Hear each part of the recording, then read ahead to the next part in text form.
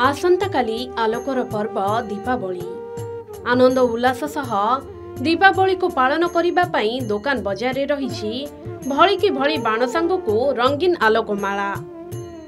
काली दीपावली सह पालन हेब पया श्राद्ध। महाप्रभुंक दर्शन सह काउरिया काठी जाली पितृपुरुषंक उद्देश्य रे बड़ बड़ुआ डाकिबे भक्त। एथिपाई श्रीक्षेत्र रे लागिलाणी भक्तंक प्रबल भीड़। पितृपुरुषंको स्वस्थान फेरिबा पई आलोक देखाइबा एहार उद्देश्य। यह एक सामूहिक श्राद्ध। एणु पुरी बड़ देउळ सम्मुखरे श्रद्धालु माने तांको पितृपुरुषंक उद्देश्य रे पया श्राद्ध अर्पण करिथांती। एही पवित्र पर्व रे लक्षाधिक भक्त श्रीजीउंको दर्शन करिबा सह 22 पाहाचरे पिंडदान करिथांती। 22 पाहाचरे पिंडदान कले पितृगणंको संतुष्टि मिलिथाए और सेमाने आशीर्वाद प्रदान करिथांती बोली विश्वास रहिछि।